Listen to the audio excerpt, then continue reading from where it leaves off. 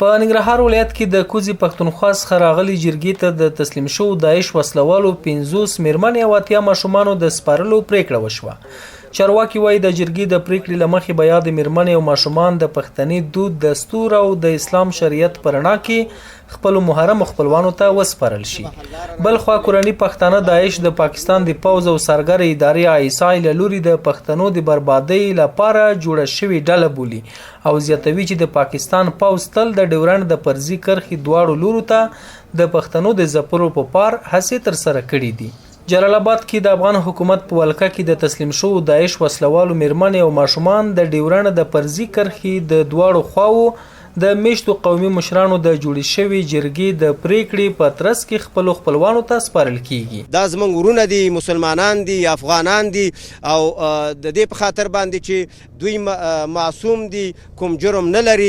د ولسونو غوښتنه دا وه، د مشرانو غوښتنه دا وه، د جناب والي صاحب نه او د جناب رئیس صاحب جمهور نه، چې دوی به د شریعت له مخې، د پښتونولۍ له مخې او د هغه دود او دستور له مخې چې زموږ او ستاسې په دې قوم او ولس کې زرګونه کاله تاریخ لري، د هماغې له مخې به خپلو ولسونو ته تسلیموو. یو خبره چې نه موږ اخواته عزیزان چې راغلي څه دغه ورته لرو چې تاسو په دې کې موږ سره یا بد کړي، دا یوه طبقه خلکو چې نه اخواته څوک پرېښوده او نه دې خواته، او انشاءالله چې راغله حکومت یا د پریکړه د قومي مشرانو په غوښتنه کړې.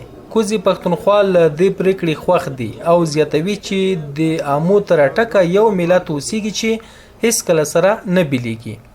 د دوی په خبره د پاکستان سرګر ادارې او پوځ تل د ډیورنډ د فرضي کرښې دواړو خواو ته د پښتنو د ځپلو لپاره دسیسې جوړې کړې دي.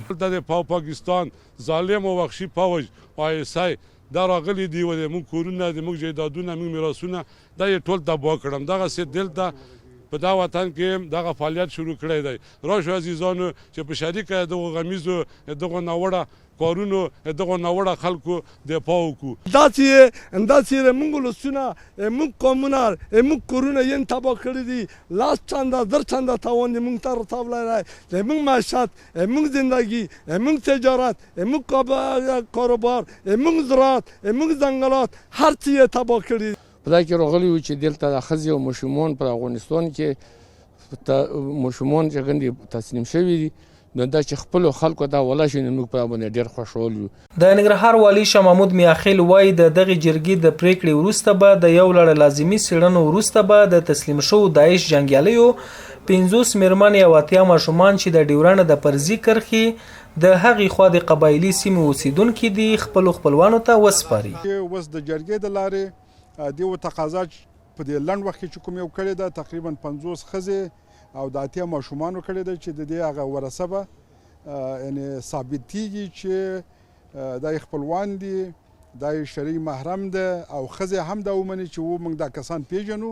نو په هغه صورت کې به دغه جرګې ته او د دې هغه محرم ته به دا سپارل کیږي. په همدې حال کې یا د جرګې د دواړو خواو قومي مخورو له لوري جوړ شوی پریکړه لیک هم د جرګې ګډونوالو ته ولوستل شو.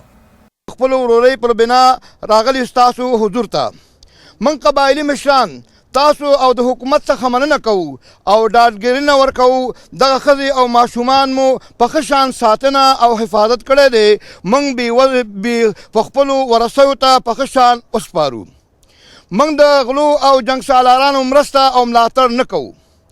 دا زموږ د دواړو خواو دشمن دی او د هغوی په مخنیوي کې به هلې ځلې کوو. وروسته د ننګرهار قومي مشرانو علما کرامو موافقه وکړه چې موږ به دا ښځې او ماشومان به دې جګې په دې جګې کې په تصمیم خپلو وارثانو او شرعي محارمو ته سپارو.